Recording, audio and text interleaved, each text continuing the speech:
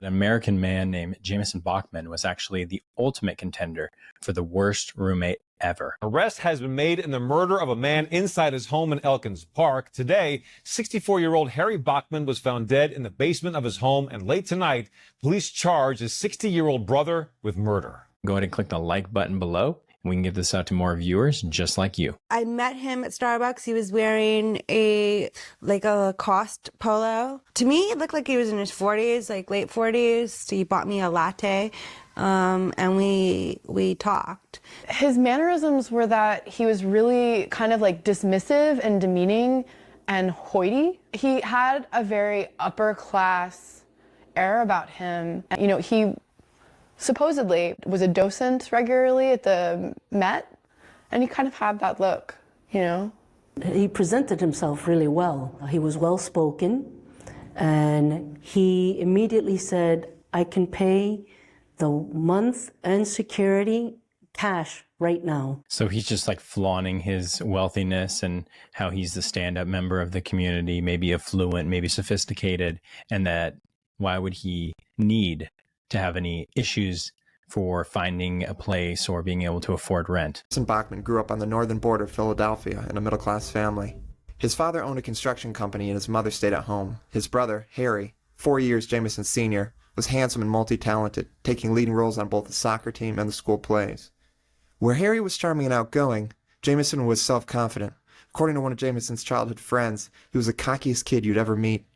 After graduating high school, Jameson enrolled at Tulane University in 1975, but dropped out in 1976 and returned home. For 20 years, Bachman traveled, worked odd jobs, and studied abroad in Israel and the Netherlands. Around 1987, Bachman returned stateside.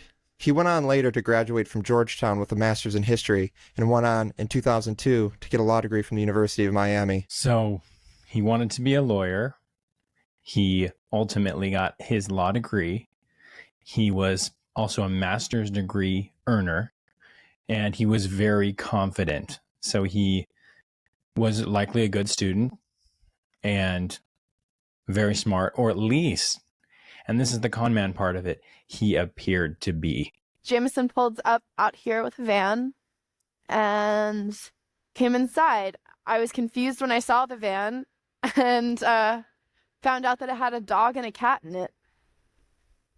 When I was contacted by Jameson through Craigslist about him needing a room immediately, given that he was displaced by Sandy, I made an exception. I had only arranged to just meet him. I had not arranged to have someone with all of their worldly possessions showing up at my house. He was insisting. I stated multiple times, word for word, this is making me uncomfortable. I'm uncomfortable right now. Gonna have to at least give me a night to think about it. So I kind of sighed and said, okay, but you understand that this is only for a couple weeks. He said, yes, of course he understood. Yeah, we'd have some nice conversations in the kitchen. Things seemed relatively okay until he started to intentionally pick at things, complain about things, get aggressive. He tried to give me a check for December. And I said, what the hell is this? No, you're leaving. And he said, well, I'm not leaving. He knew how to terrify you and to let you know that he could do serious harm to you without really crossing that line legally.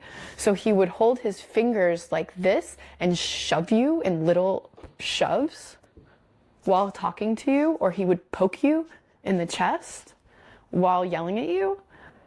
He knew that I was trying to photograph certain areas of the house, and so I was like staging them, getting them clean. So for instance, the kitchen behind me was super minimal, and he put a microwave and a coffee maker in it and refused to let me move them. Touched anything of his, I would be sorry. And he started using all these veiled threats. So I was bringing his microwave up the stairs. It was big and bulky. And as I was coming towards his door, he came out and started shoving me backwards. And I got to just the top of the stair when my friend came around the corner and was coming up the stairs, so he stopped short of pushing me down the steps. So she makes an exception for him to stay, even though she feels super uncomfortable with it. Gripped me up and choked me. And and telling me that I had made a grave mistake. And he let me go. And then he walked into his bedroom, demanded him to, get the fuck out, and asked him when he was leaving.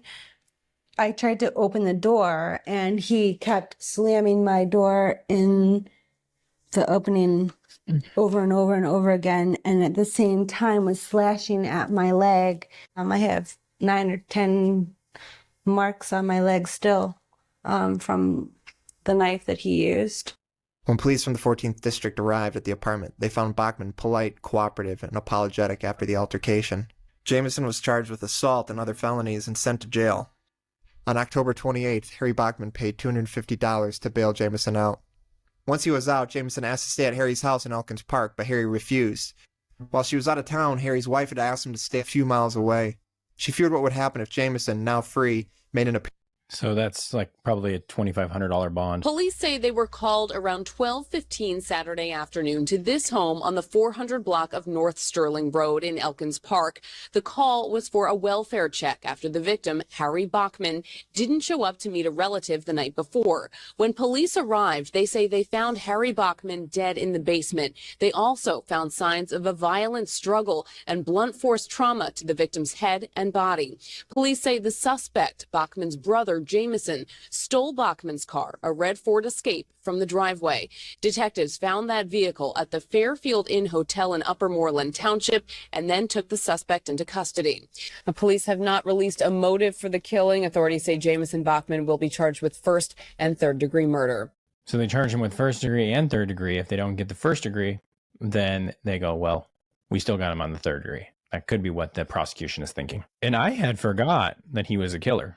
So we never got the trial for the brother. So we never found out why he killed his brother. He could have been jealous, could have been, from what it sounds like when they were growing up, the brother was very successful. He was kind of the odd duck, very confident, but maybe it was a facade for what he truly was on the inside. And that's why it's important when, even though you all are just roommates, you still have a quasi landlord-tenant relationship. So you need to know the landlord-tenant law and what your rights and responsibilities are before you accept a roommate. And follow your gut. A lot of the victims are female, and he chose them specifically because he thought that he can push them around. So if you are feeling this way from a male tenant, or for anyone for that matter, that should be triggering red flags. If you're feeling uncomfortable from the outset that this person is pushy or belittling or making you feel uncomfortable, and that's why you're making the decisions that you're making, you need to turn around, catch your breath, and think about, do I want to accept this person in my house and live with them? Because it's a good chance you're going to probably say no. And I don't care how much financial benefit it's going to do for you.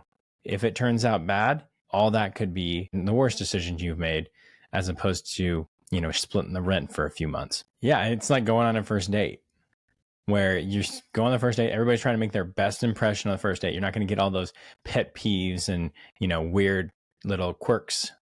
You're going to get their very best foot forward. So if they're already pressuring you and trying to make you, speed up the process, like if you just they show up with all their items, even though you are just meeting them for the first time, that would be a huge, huge red flag. I don't even think I would let them in the front door.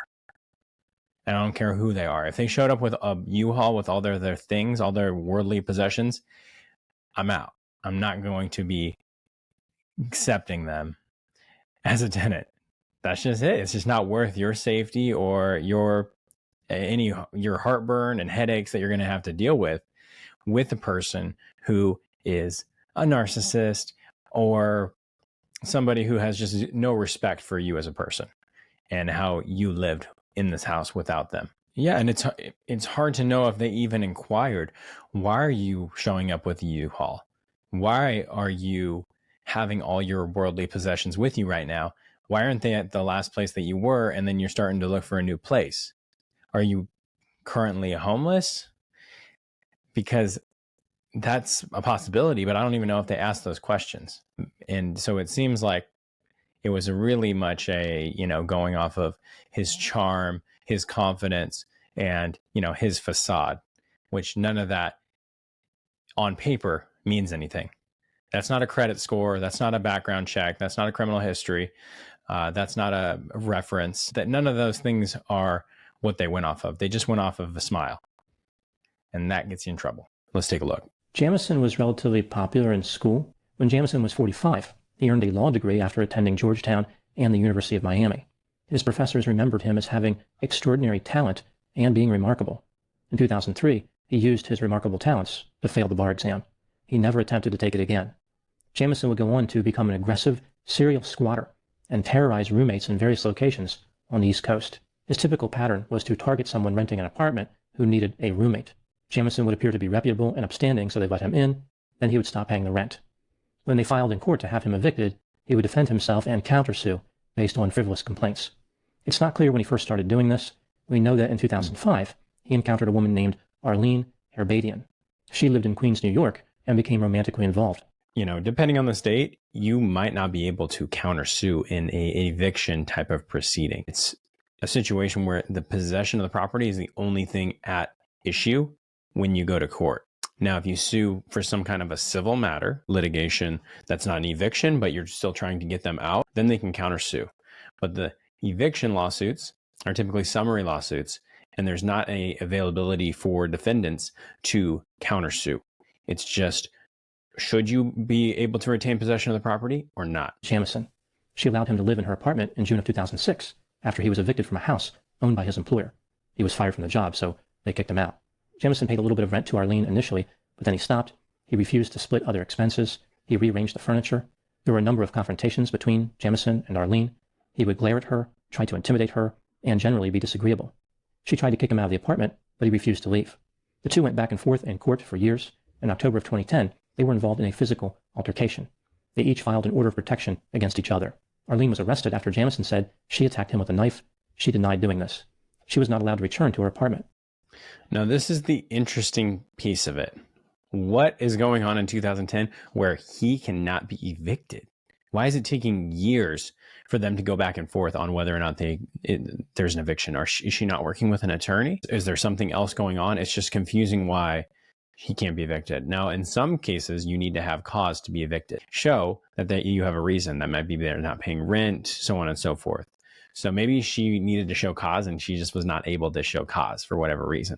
And even in certain states, it depends on the city. Your city might have actual rules where you have to show cause, not just your state. And so if you live in a city that has a code or a statute that says we have a rent statute that you have to be able to show when somebody's renting good cause or some type of cause, and they'll lay out the causes. These are the reasons why you can evict somebody. If it doesn't fall under those, then you won't be able to evict. And that might be for some kind of violation of the lease agreement, some kind of a policy violation, criminal behavior, drugs, that kind of thing. Could be a reason. And if it doesn't fall within that, just because this person is being a real stinker that you're renting to, you might not be able to evict them. Tried to kick Jamison out, which resulted in more time in court. Jamison would run the water in the apartment all the time to drive up the bill. He would make noise to disturb the tenant in the unit below him, and was generally argumentative and hostile. Jamison was finally evicted in February of 2012. After this, he rented a condominium from a woman named Sonia Acevedo. This was also in Queens.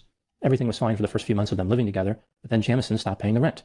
In September of 2012, Sonia filed for eviction. Jamison became aggressive. After Hurricane Sandy hit the area hard, Jamison left on his own. Sonia was financially devastated and eventually lost the condominium when she couldn't afford to pay the mortgage. After this, Jamison rented space from a woman in Philadelphia named Melissa Frost.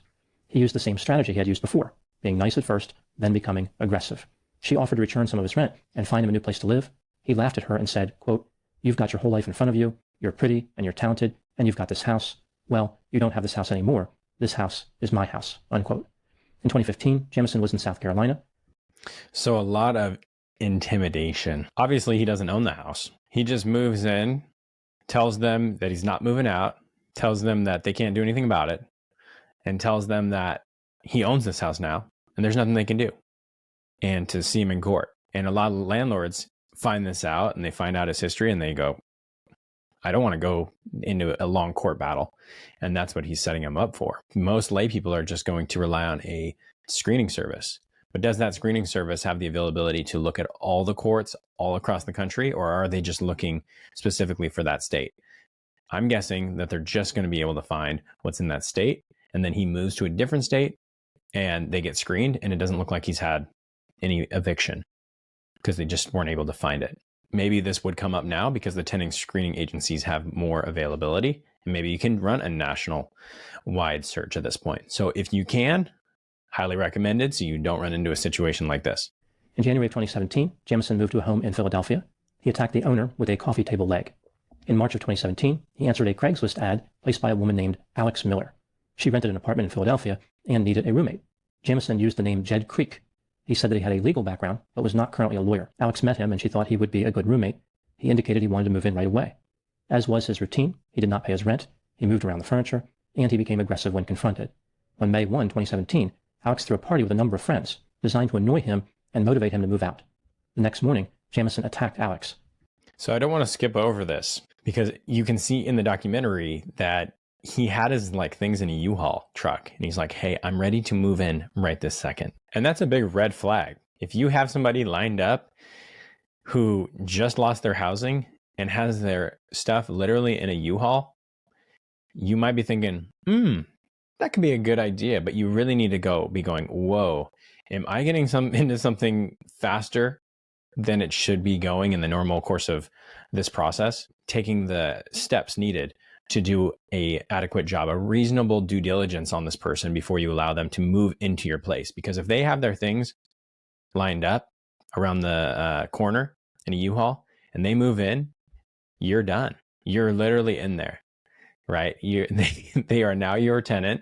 It doesn't matter if you did a lease, doesn't matter if you did any kind of check, application, it doesn't matter. Once they move their things in and you've accepted their rent for their first or their deposit or whatever, that's it. They're your tenant now, and you're going to have to go through the legal procedures in order to get them out. And you want to be careful because I know people have these big hearts and they want to allow people to move in when they shouldn't. And it's just that simple. If somebody has not been vetted by you thoroughly before, you should not be able to, or you should not allow them to just simply move in because your heart tells you it's the right thing to do, or you are optimistic and you think it's going to work out.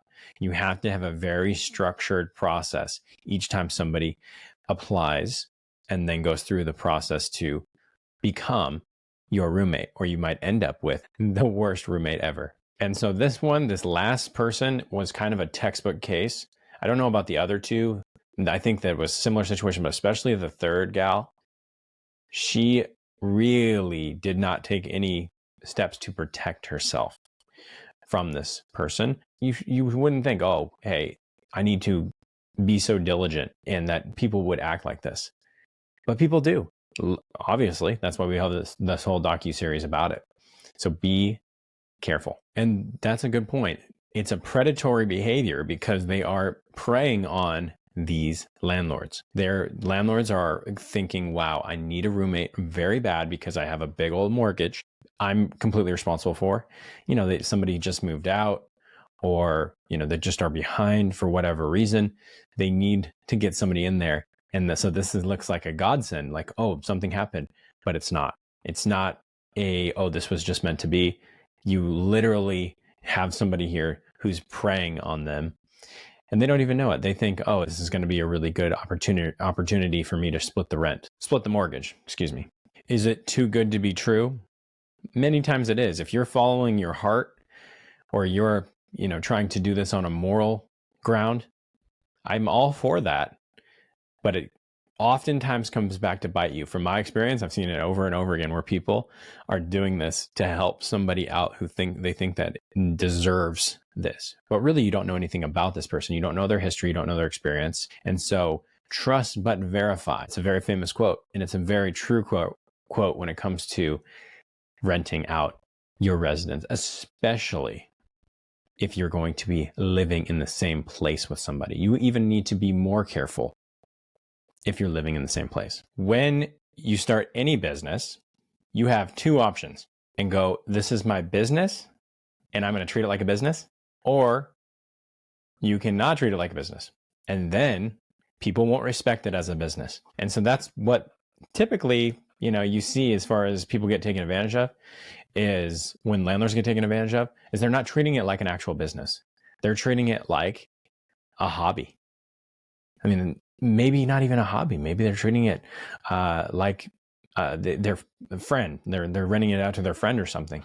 And you're not renting it out to your friend. This isn't a hobby like, you want to, do horse riding on the weekends. No, this is a business. You're transacting with somebody who's, for all purposes, a stranger in most cases. And so when you don't respect the business, they're not going to respect the business.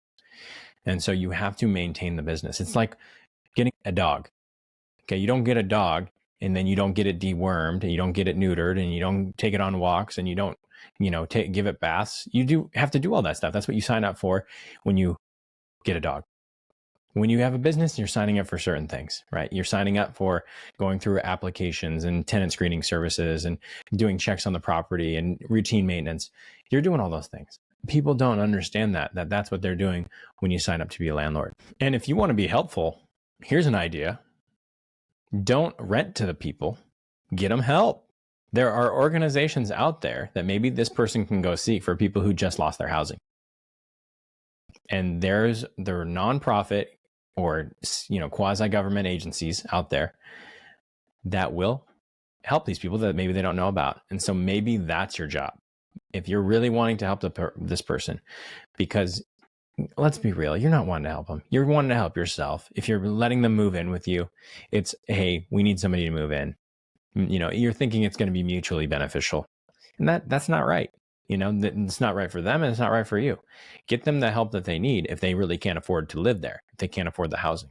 That is going to go a long ways, because you don't want to be in a position where you're now spending thousands of dollars on eviction lawsuits, or even $1,000 to get them out when they didn't even pay the first and last month's rent. They didn't even pay any security deposit. They just moved right in.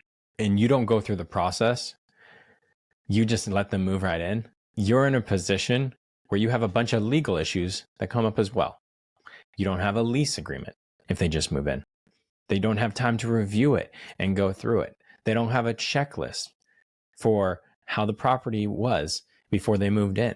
And so you can't hold things like security deposits depending on the state that you live in, because you didn't actually go through and say, hey, here's some nicks in the wall, chip in the window. Here's the blinds are screwed up on this room, but they look good in this room. You don't have that record to go back when they move out and say, hey, you messed this up. And they're just going to say, hey, it was there when I moved in. And so it's really, really important that you go through all of these little steps. And I think maybe this affects landlords who have never ran into these problems before, where they just go, oh, it worked out last time. But it will happen. And if you run into a situation like this, everything will go wrong. And then you're going to be going, whoa, I'm never renting again. And that's the thing. The key is to just become and stay in the rental business. That's really what you want to have happen as long as you can. Yeah. And how are you going to recoup the funds from attorney fees? Because you go to the eviction, you're going to have to spend money on attorney's fees. The attorney's going to charge you $300 to $500 an hour. You're going to have court costs. You're going to have process service fees. How are you going to recoup that? You're not. You're never going to get that back from this tenant. I don't know. Did you run a credit check? Do they have a good credit score? Because really, that's what you're banking on, is they're going to be worried about their credit score. And if they're worried about their credit score, then they're going to continue to make payments and do the things they need to do. But if they're not, what else do you have for leverage to get them to make and actually square up what they owe? Probably nothing. And you're left holding the bag. Boom, boom, boom.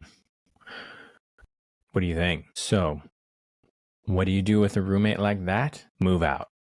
Immediately start looking for new places to live, because there's not going to be worth your time to try to correct this or force the landlord's hand. If the landlord doesn't want to move forward as efficiently as you need because you have a roommate who's making life miserable for you, you don't have to live there. I mean, you can do things like moving out, and you have to figure out, well, what is the break the lease? And so to try to work that out with the landlord and make that as clear as possible. But ultimately, no financial situation is worth living in a potentially dangerous or, violent situation. So you're going to have to weigh the financials on it yourself, and based on the situation. Ultimately, you might be in a situation where it's just more safe, more reasonable to just move out. But before you move out, talk to an attorney, because it depends on your state and what your situation is, what your responsibilities are, and what you can do, because it's going to be very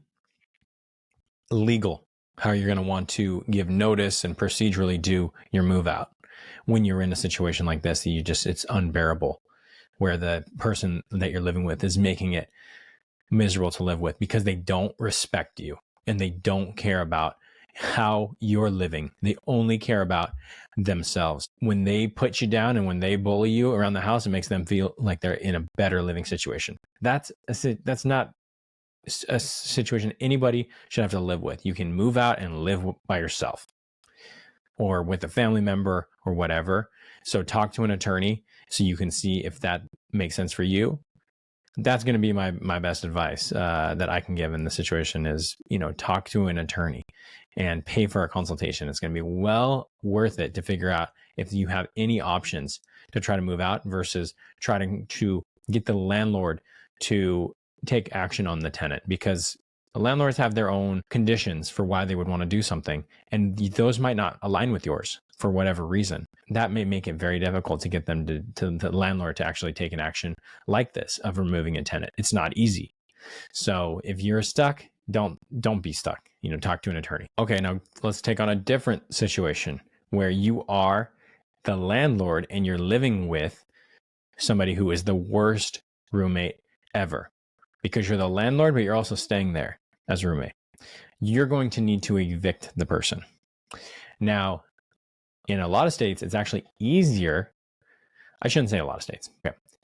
In some states, but at least know of one, the state where I'm at, where it's actually easier to evict somebody if you're the roommate. Because people know if you're sharing kitchens and sharing bathrooms, you should have a little bit more say on who you do that with. So if you're living there, you're the roommate, you might not have to go through as much procedural safeguards or obstacles, whatever you want to call them, if you're actually living with the roommate in the same residence and sharing those types of amenities versus you're living somewhere else and you're just renting out your residence. And that makes sense because you should have a say on who you want to share these things with. And if it's just not working out for whatever reason, not just financially and business reasons, now it's personal because you're also living there. And I think that's why the law is what it is, at least for me. I don't have any roommates, but for people in my state. Let's get it rolling. Has been swindling the flat. She's recently been paying nothing. Yes. Hello, it's Jared.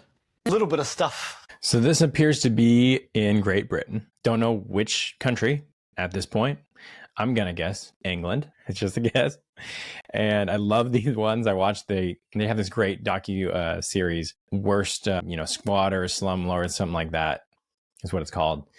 And it's in England, and you're going through and seeing the differences. And there's some very stark differences between England and how the landlord-tenant situation works and how it works in America, for better or for worse. I mean, I'm not making a claim that one's better than the other, because both have their faults and both have their differences, but it's very entertaining to see, and especially to kind of see the difference between the two of them as somebody who has experience in the American piece of it, but not at all in the Great Britain. What they do over there is just, it's different. It's much more at times, I think, personal in Great Britain, much more vocal, where people are on there yelling at each other, and we don't have as much of this back and forth, where in Great Britain, it seems like you have to literally hand the tenant the notice in order for it to happen. And we don't really need that to happen in America, because that creates conflict that might be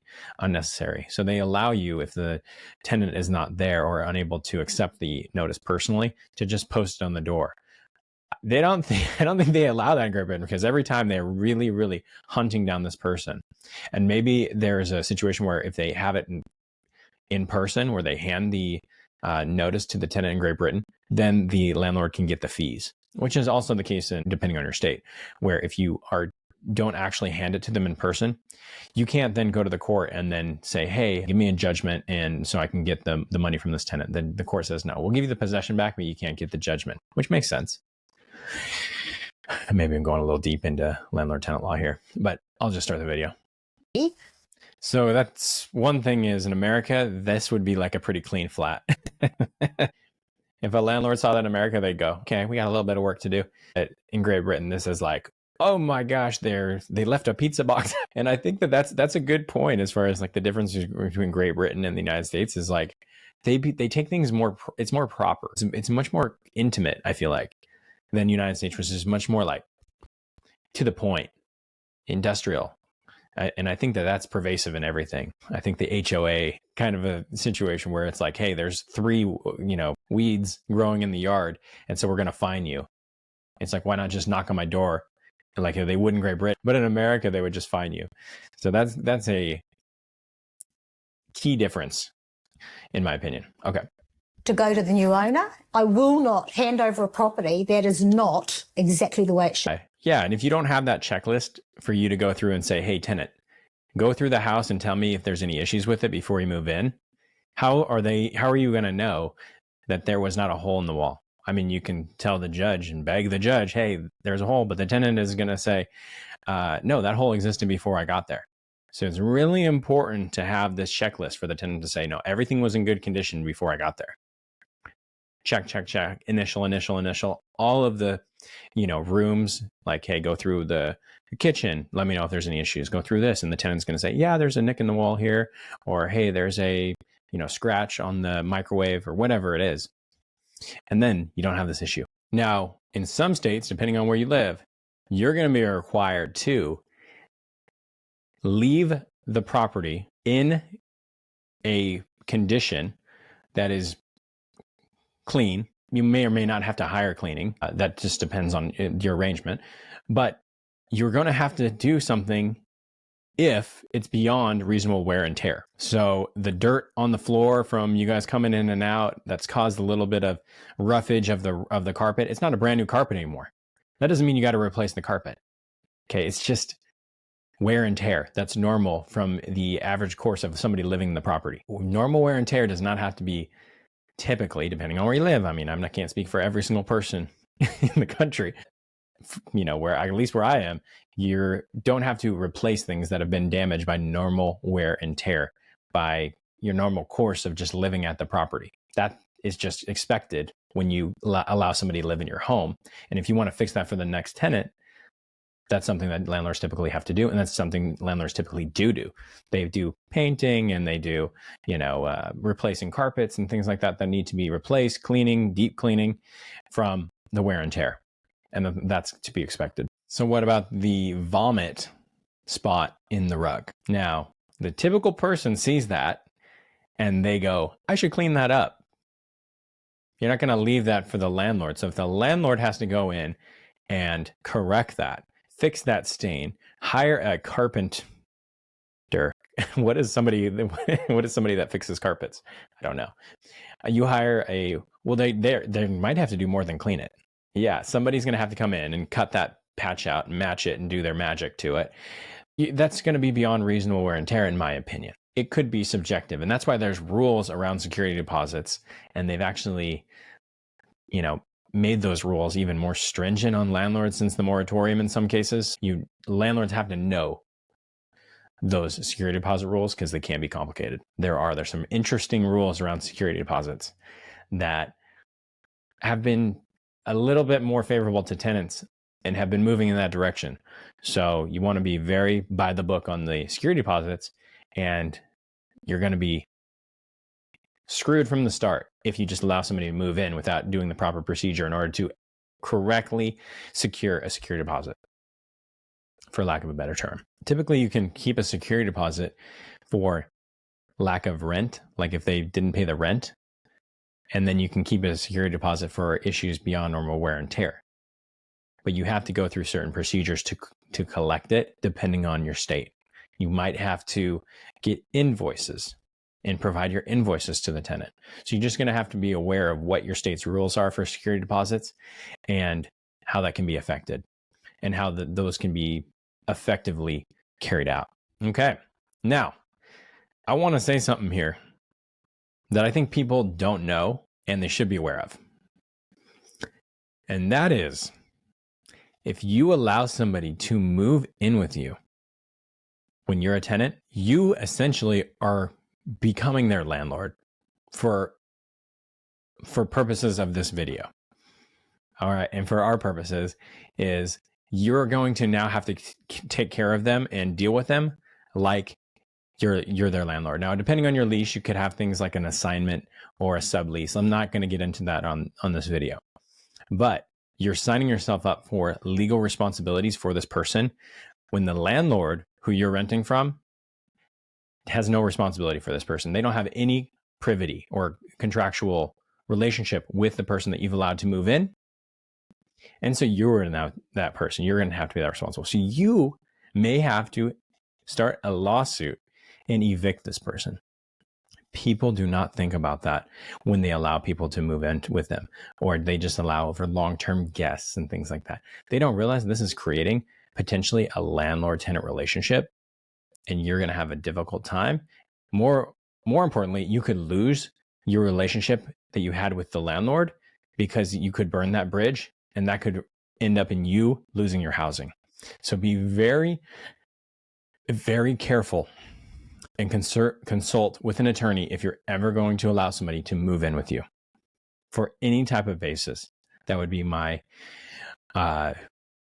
thing there. That would be my take on it. Because if you don't do that consultation, if you don't pay for, a couple $100 or whatever it is for that consultation, it could end up ruining your housing situation by allowing somebody to move in, even on a short-term basis. Yeah, even a family member per se could come in and say, hey, I don't want to leave. I don't have anywhere to go. And you say, well, I didn't allow this to come, indefinitely, where you could just move in and stay here for good. You need to move out. Well, you can't just move them out. It's not going to be that easy. The police, you call them up, they're going to say this is a civil matter, more than likely. So that could be not an option. And they're going to say, well, you're going to say, what's this? What do you mean by a civil matter? Well, you're going to have to evict them. Well, how do I evict them? We're roommates. We're not. No, you might have to evict them. The landlord might not be able to evict them because there's no relationship. And so the landlord might have to file some kind of other lawsuit. It's going to create issues. The landlord might have to evict both of you to get you both out. So even though they don't want to evict you because you've created this relationship with another person without allowing them to be on the lease, the landlord might have to offer both of you applications to apply. But if that doesn't work and they can't move in because they don't qualify or for whatever reason, they can't become added to the lease, you might have to move out. And that could be majorly problematic because it's really hard to find housing. So be careful, secure your housing, with everything you can do, because it's very difficult to find housing. If you find a good spot, don't allow somebody to risk it unless you absolutely have to. Let's see that Europe has smaller dwellings sometimes where they cannot do the interior piping. And so they end up doing the piping on the outside of the walls. In the United States, I don't think that's typically allowed unless you have an old property that's grandfathered in. So that could be the situation here where they just had their pipes and they weren't winterized. And you have now this frozen situation. I'm guessing that it was the tenant's fault. And the landlord probably, had procedures in place to not get this frozen, to essentially winterize the pipes. But you have tenants and they don't do it. You have to check up on them because, you have to inspect it. You come out and you say, look, we're doing an inspection. We're making sure that the house is winterized. That's your problem if you don't do that as a landlord. Or the landlord anticipated that somebody was going to be in there living with the heat on. You can put that in a rental agreement saying that the heat cannot be below a certain temperature. But how do you enforce it? And is it a, privacy concern if you're tracking the heat in the house? because based on tracking the heat in the house, you can probably tell when somebody's there, when somebody's not there. It would be kind of an interesting thing. You probably just need to come out and winterize the house. But I don't know, maybe that's not possible if the pipes are on the outside and it requires heat to be on in certain periods. And maybe the landlord's not allowed to just drop in and do an inspection. You know, maybe they have to have some kind of a cause to do an inspection.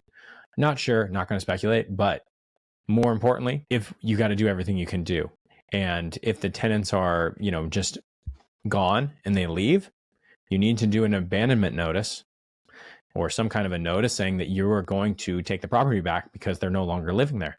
And so you have to check up on your properties. And I think, you know, landlords are like passive income. No, there's going to be all these things you're going to have to do, or you're going to have to hire somebody to do it for you. And that's going to eat into your profits. So you're going to have to figure out really business. How can I make this a real legitimate business? It's disappeared, but doesn't seem to have passed the Did that say that the cat will piss on everything? message on and attempts to contact her. Why do cats want to pee on everything? Yeah. Is that a hunk of lettuce? Yikes. So worst roommate ever. Here's a review. Netflix's Wretched new documentary tackles recent murder cases while having a title that could have been used for a game show. It needs to show some respect. Worst roommate ever. What? How does that sound like a game show?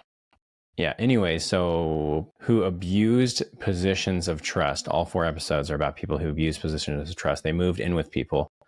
Okay, so I kind of figured that this review is going to be like they didn't like the style of the documentary, but I think this review is really about like they didn't think that they were respecting the story. My advice would be not to bother. The rate things are going, it'll only be a minute or 2 before Netflix's Ghibli patronizing true crime documentary hits our screens. Most sadly, something salvageable does exist at the center of the worst roommate ever. The final story told by the 2 episodes does genuinely appear to be one of the worst roommates ever who ever lived. A serial lodger who first moved in with, then blithely intimidated a succession of ruined roommate or housemates. Its title could just conceivably be used for a game show. I don't understand that, but okay. I'm out. Am I the asshole for moving my roommate's insulin out of the way? Off doing awesome stuff. So about insulin, but I'm sure that's a really big deal. Insulin is probably very sensitive. I'm sure it has to be refrigerated. Let's move on to the next one. So you're going to have a case against the person who did this. Damaged property. You're going to have a case for recouping the whatever property was damaged. Fair enough. All right. Let's get to the most watched ones. I love that for him. No, everyone was calling him an asshole. Everyone's telling me I'm the asshole. So everyone at the party saw the rest of the day. So what do you think? Sleep on top of the covers naked? You know, depending on your skill of technical ability, you might change the doorknob for a door that locks and then keep it and then put it back when you move out. And then you can lock your door. Boom. Then you got security. You don't have to worry about people coming to your room, jacking. What do you think? Landlord-tenant wise, this goes way beyond landlord-tenant wise, by the way. So this goes way beyond landlord-tenant issues here. We're talking about something that this person owns that he knows about causing, direct damage or, harm to another person.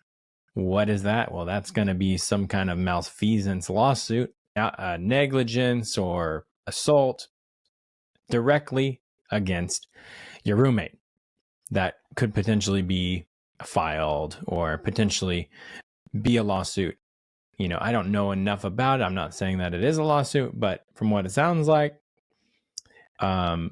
these are the kinds of claims that somebody could be making in that situation. Now, the landlord, what can they do? Well, the landlord's going to say, I didn't know about this radium. I didn't know that this person was going to bring in some kind of a dangerous product or whatever this was. It sounds like they're like memorabilia or,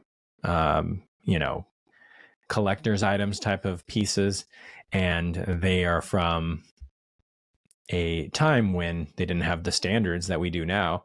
And it's causing a potential radon poisoning, which radon can be a problem in houses, just in general. It sounds like he went beyond that. It's not just the house has radon issues. He's causing the issues by placing these pieces in his room. And he's like, oh, it's just a 2-point on the radon scale, when really it's 200 or 500. So yeah, that can be very problematic and scary for this person. What's the landlord? What can the landlord do? Well, probably similar to if this person had a lion or some kind of an exotic, dangerous animal living in the property.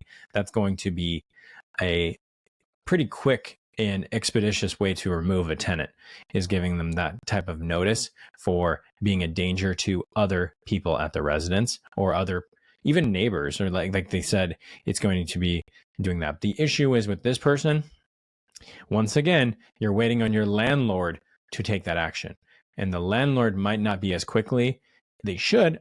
Hey, I think the landlord should immediately take action and do this, but don't wait for the landlord to take care of your own safety.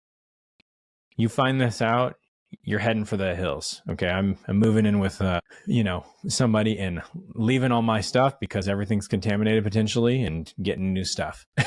And that sounds horrible, but that's really what you're left with if you want to, prioritize your health over prioritizing what the landlord probably should do. So would the landlord likely be able to evict this person? I mean, very likely, considering that they're creating a harmful, potential, dangerous situation for other tenants. And that's going to be a quick notice. You're probably not going to have to wait a whole lot of time for this person to cure that or not, or even cure it at all. It's just going to be, did this happen? Did they create a unreasonable, dangerous situation? And then the landlords are going to be potentially required to take action to remove this tenant. Yeah, and the landlord could even give a 24-hour or whatever the state notice is for an emergency to come in and make it known that we're going to be doing an inspection on an emergency basis, to come in and find out if these radon levels are the way they are. And, obviously the landlord doesn't want to go into the situation and get radon poisoning on their own. So they might have to hire a radon company. And how long does that take? So it's a whole thing. And there's going to be a whole process to figure out what happens in the situation.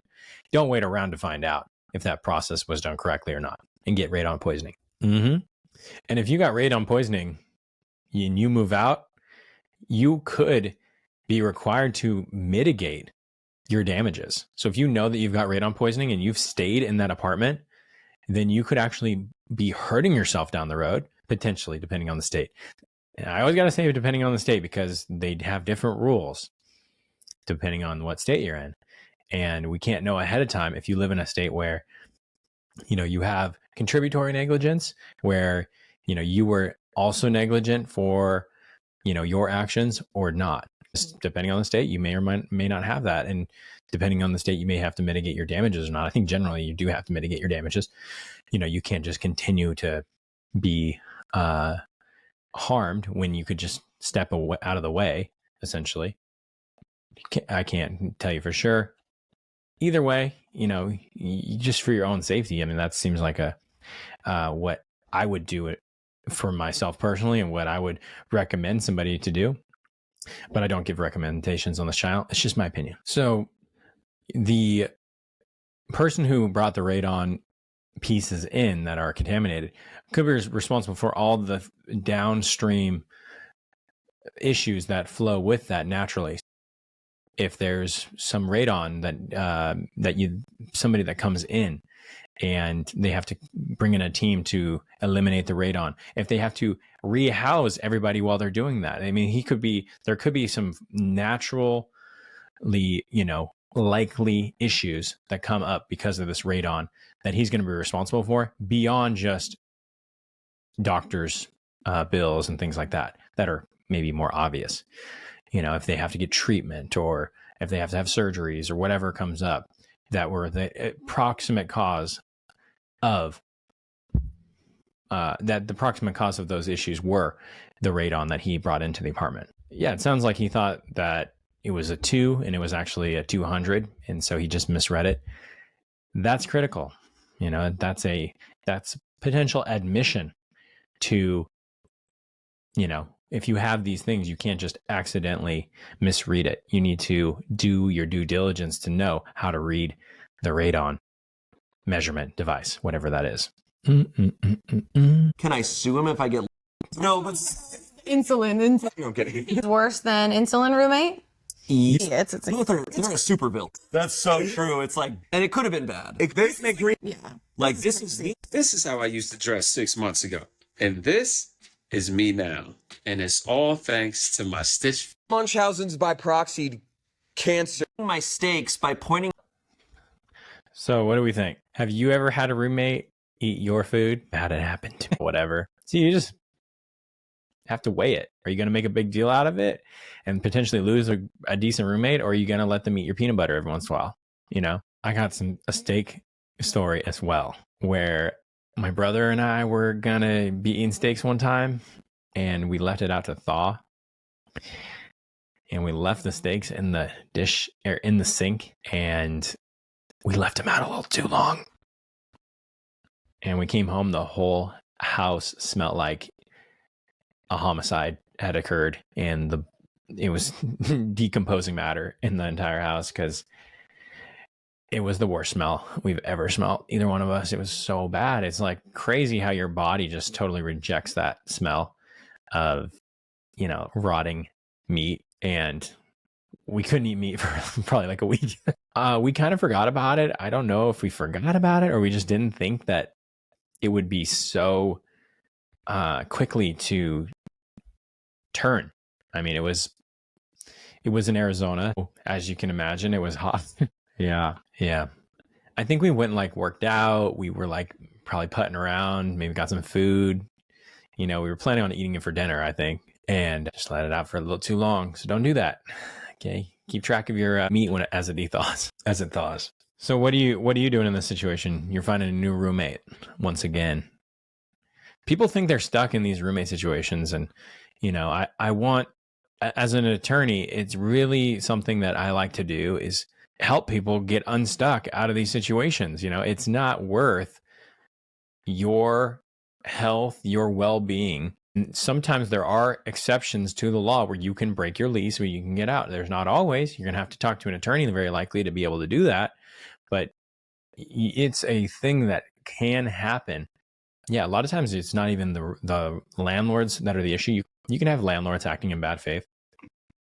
But when you are living with a person, it can be turned into a very dangerous situation, right? Where you're now living with each other, you're bumping shoulders every day, and you have somebody that is not respecting you and your living space.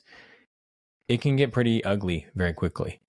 So you need to make decisions and make sure that this happens quickly, where you're deciding if this is going to work out. Because if it's not, cut ties if you can, you know, do the analysis and figure out if you can, and if you can, you're probably going to look back and go like, oh, I'm so glad that I made that happen. And not that I'm so sad that I didn't make it work out with this person who was completely unreasonable. The logic in that person's brain to think that they can eat your food because you're not going to eat it.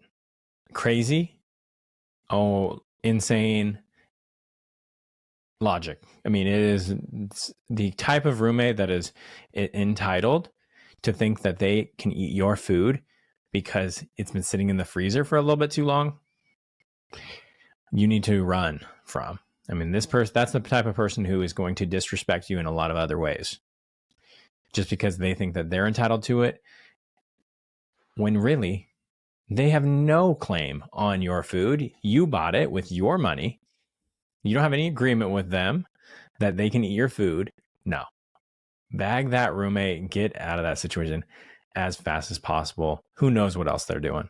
They probably are doing other things that are going to be very annoying to you. Yeah, let alone the and let alone the legal side of it, right? You have a prime case for a small claims court that somebody's going to make a claim potentially that you owe me my steaks. You need to now pay for steaks for me. That what does that look like? I mean, somebody's gonna you see a Judge Judy situation where they show up and they say, you owe me for those steaks, and the other person says, no, I don't owe you for that steaks, and Judge Judy makes a determination. Yeah, I could see that coming up on Judge Judy. And Judge Judy goes, what in the hell you mean you're eating his steaks? Why would you think that you have any claim to his steaks? Well, it was in the refrigerator and I was going to pay him. Hell no. Get out of my courtroom. Judgment for the plaintiff. Gavel smack. She doesn't even see you. She sees right through you. If you want to see more True Crime with Laird Cliff, go ahead and click the video recommended for you right over my shoulder. And True Crime continues.